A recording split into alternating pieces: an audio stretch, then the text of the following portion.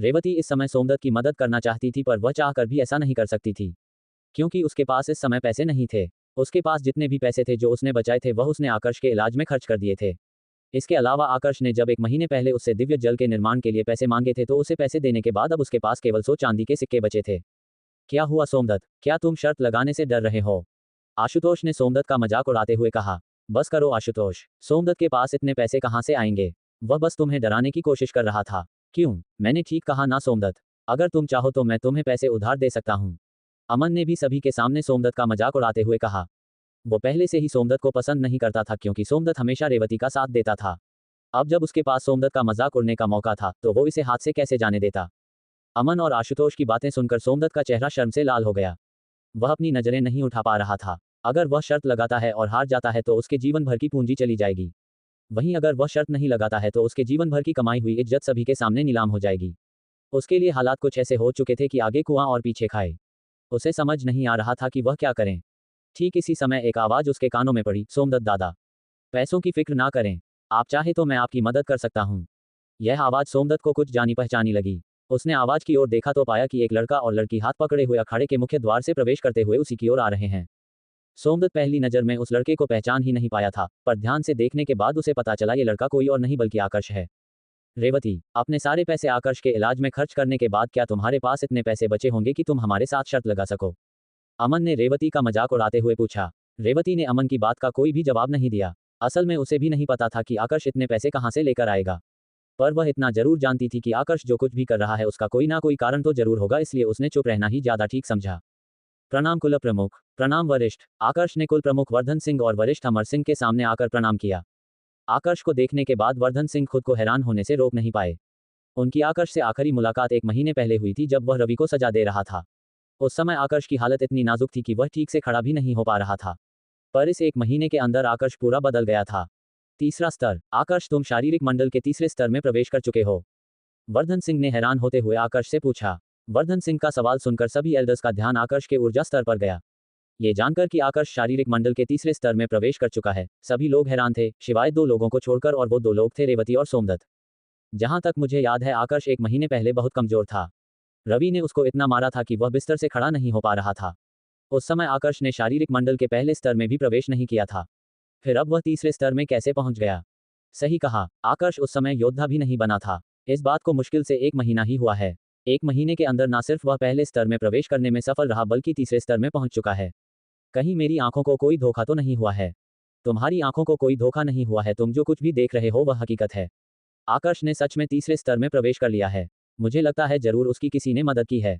अमन सहित बाकी सभी एल्डर्स भी हैरान थे। आकर्ष ने उन्हें एक ऐसा झटका दिया था जिससे बाहर आने में उन्हें थोड़ा समय लगने वाला था। पूरे अखाड़े में सिर्फ एक व्यक्ति ऐसा था जो बड़ी रुचि के साथ आकर्ष की ओर देख रहा था, और वह व्यक्ति था अमर सिंह। ठीक इसके विपरीत अमन की हालत खराब थी। उसे यकीन नहीं हो रहा था कि आकर्ष ने तीसरे स्तर में प्रवेश कर लिया है। 1 महीने पहले तक वह आकर्ष का मजाक उड़ा रहा था। उसे लग रहा था कि आकर्ष को दूसरे स्तर में प्रवेश करने में भी बहुत ज्यादा समय लगने वाला है, कम से कम 4 महीने। पर आकर्ष ने सिर्फ 1 महीने में ही तीसरे स्तर में प्रवेश कर लिया था। पर तभी उसका ध्यान अभिजीत की ओर गया और उसने अपने आप को शांत कर लिया। आकर्ष चाहे दूसरे स्तर में हो या तीसरे स्तर में, वो अभिजीत को नहीं हरा सकता था। आकर्ष, क्या मैंने सही सुना है? तुम हम सभी के साथ 500 चांदी के सिक्कों की शर्त लगाना चाहते हो? अमर ने आकर्ष से पूछा। हाँ बिल्कुल, तुमने सही सुना है, मैं तुम सभी के साथ शर्त लगाना चाहता हूँ। आकर्ष ने बिना किसी भाव के जवाब दिया। वो सब तो ठीक है, पर जहां तक मुझे पता है तुम्हारी माँ रेवती ने तो सारे पैसे पहले ही तुम्हारे इलाज में खर्च कर दिए हैं। मुझे डर है कि अब तुम्हारे पास 500 चांदी के सिक्के तो दूर, 100 चांदी के सिक्के भी मुश्किल से होंगे। अमन ने फिर से आकर्ष से पूछा। तुम सही हो, मेरे पास या मेरे परिवार के पास इस समय 500 चांदी के सिक्के नहीं है। आकर्ष ने सहमति में जवाब दिया। उसके परिवार की आर्थिक स्थिति खराब थी। आकर्ष इस बात से भली भांति परिचित था, इसलिए वह इस शर्त द्वारा कुछ पैसे कमाना चाहता था। आकर्ष, अच्छी बात है कि तुम मेरे, सोमदत्त और आशुतोष के साथ शर्त लगा रहे हो, पर इसके लिए तुम्हारे पास पैसे भी होने चाहिए। जैसा कि तुमने कहा है तुम्हारे पास इस समय पैसे नहीं है, तो तुम हमारे साथ शर्त नहीं लगा सकते। यह कोई खेल नहीं है। अमन ने आकर्ष का मजाक उड़ाते हुए कहा। तुम्हें किसने कहा कि मैं बिना पैसों के शर्त लगाना चाहता हूँ? तुम्हें क्या लगता है मैं तुम्हारे जैसा हूँ जो सिर्फ बड़ी बड़ी बातें करना जानता है? आकर्ष का जवाब सुनकर अमन की आंखों में गुस्से की ज्वाला भड़क उठी। अगर इस समय रेवती, कुल प्रमुख और वरिष्ठ यहाँ पर नहीं होते तो वह आकर्ष को कच्चा चबा जाता। आकर्ष भी अमन की आंखों में गुस्सा साफ देख पा रहा था, पर उसने उसे नजरअंदाज किया और धीरे से दिया से कहा। दिया, तुम मेरी माँ के पास चली जाओ, मैं बस अभी आया। आकर्ष का आदेश मिलते ही दिया रेवती के पास जाकर बैठ गई। रेवती, तुम बहुत भाग्यशाली हो जो तुम्हारे बेटे को इतनी अच्छी पत्नी मिली है। कुछ एल्डर्स ने रेवती को शुभकामनाएं देते हुए कहा। एल्डर्स की बातें सुनकर दिया ने अपना चेहरा झुका लिया। उसका चेहरा शर्म से पूरी तरह लाल हो गया था। वही रेवती इस समय कुछ और ही सोच रही थी। उसे समझ नहीं आ रहा था कि आकर्ष आखिर करना क्या चाहता है। उसके लिए आकर्ष को समझना मुश्किल हो रहा था। तो फिर मुझे भी देखने दो कि तुम 500 चांदी के सिक्के कैसे लाते हो। क्या तुम जानते भी हो कि यह रकम कितनी बड़ी है? इतने पैसे सोमदत्त के लिए भी ला पाना मुश्किल है। अमन ने आकर्ष से कहा। वह करना तो बहुत कुछ चाहता था पर इस समय हालात उसके साथ नहीं थे। वह सिर्फ आकर्ष से सवाल जवाब ही कर सकता था। सोमदत्त के पास कुल 800 चांदी के सिक्के थे। शर्त लगाने के बाद अभी उसके पास केवल 300 चांदी के सिक्के बचे थे। वह ये सिक्के आकर्ष को देने वाला ही था, तभी उसे आकर्ष की आवाज सुनाई दी, जिसे सुनकर सोमदत्त हैरान रह गया। अमन, तुम चांदी के सिक्कों की चिंता मत करो, मैं सोमदत्त दादा से सिक्के उधार नहीं लेने वाला। इतना कहकर आकर्ष वरिष्ठ अमर सिंह के सामने आया और पूछा। वरिष्ठ, जहां तक मैं जानता हूं आप एक वैद्य है। आपको दवाएं बनाना बहुत पसंद है, पर हर समय रसायनों के बीच में रहने के कारण आपके शरीर में कुछ ऐसे जख्म भी है जिसके बारे में आपने किसी को भी नहीं बताया है। पर गुजरते समय के साथ वह आपको दर्द पहुंचाते हैं। अगर आप चाहें तो मैं आपका इलाज कर सकता हूं, पर मेरे इलाज की कीमत 500 चांदी के सिक्के हैं। क्या आप इसके लिए तैयार है? आकर्ष, ये तुम क्या कह रहे हो? वह वरिष्ठ है, उनसे ऐसे बात मत करो। रेवती ने जल्दी से आकर्ष को समझाते हुए कहा। उसे डर था कि कहीं वरिष्ठ आकर्ष की बातों से गुस्सा ना हो जाए। आखिरकार वरिष्ठ एक ऐसे व्यक्ति थे जिनका सम्मान कुल प्रमुख वर्धन सिंह को भी करना पड़ता था। छुपे हुए जख्म, अगर वरिष्ठ के शरीर में सच में ऐसे कोई जख्म होते तो वह अपना इलाज खुद कर सकते हैं। आखिरकार वह खुद भी तो एक वैद्य है। आकर्ष की बातें सुनकर सभी के मन में बस यही एक विचार घूम रहा था। सभी को यही लग रहा था कि वरिष्ठ आकर्ष पर गुस्सा होंगे। पर फिर कुछ ऐसा हुआ जिसके बारे में किसी ने भी नहीं सोचा था। आकर्ष, तुम सिर्फ मेरे को जख्मों का इलाज करने के लिए 500 चांदी के सिक्के मांग रहे हो। क्या तुम्हें नहीं लगता कि यह बहुत महंगा इलाज है? अमर सिंह ने मुस्कुराते हुए आकर्ष से पूछा। वरिष्ठ, अगर आपको मुझ पर भरोसा नहीं है तो मैं पहले आपका इलाज कर देता हूं। अगर मेरे इलाज से आपको आराम मिलता है तो आप मुझे 500 चांदी के सिक्के दे देना। आकर्ष ने कुछ सोचकर अमर सिंह से कहा। आकर्ष का जवाब अमर सिंह को पसंद आया और उन्होंने हंसते हुए कहा, ठीक है, तुम पहले मेरा इलाज करो जैसा कि तुमने कहा है। अगर मुझे कुछ आराम मिलता है तो मैं तुम्हें 500 चांदी के सिक्के दूंगा। अमर सिंह को आकर्ष पर ज्यादा भरोसा नहीं था, पर वह उसकी आंखों में छुपी सच्चाई देख पा रहे थे। पता नहीं क्यों, पर उनका मन उनसे कह रहा था कि वह आकर्ष पर भरोसा करें। आकर्ष के बोलने के तरीके से उन्हें इतना तो समझ में आ गया था कि आकर्ष कोई साधारण बच्चा नहीं है। किसी भी साधारण व्यक्ति के लिए 1 महीने के अंदर शारीरिक मंडल के पहले स्तर से तीसरे स्तर में प्रवेश करना नामुमकिन था। एक वैद्य होने के कारण वह कुछ ऐसे रहस्य भी जानते थे जिनके बारे में कोई सामान्य व्यक्ति नहीं जान सकता था। जहां तक उन्हें पता था, कोई व्यक्ति चाहे कितना ही प्रतिभाशाली क्यों ना हो, वह 1 महीने के अंदर तीसरे स्तर में प्रवेश नहीं कर सकता है। अगर उसकी ऊर्जा रसायनों और दवाइयों की मदद से बढ़ाई भी जाए तो भी यह असंभव था। इसके अलावा उनके खुद के शरीर के अंदर कुछ ऐसे जख्म थे जिनके बारे में उन्होंने कभी किसी को नहीं बताया, पर आकर्ष उनके ये जख्म देख पा रहा था। यानी उसके पास इनका इलाज भी होगा। वरिष्ठ की अनुमति मिलते ही आकर्ष ने अपने हाथों को वरिष्ठ के कंधों पर रखा और हल्के हाथों से उनके कंधे दबाने लगा। सभी को यही लग रहा था कि आकर्ष वरिष्ठ के कंधे दबा रहा है, पर असल में आकर्ष एक विशेष विधि द्वारा वरिष्ठ के शरीर में मौजूद जख्मों का अपनी ऊर्जा से इलाज कर रहा था।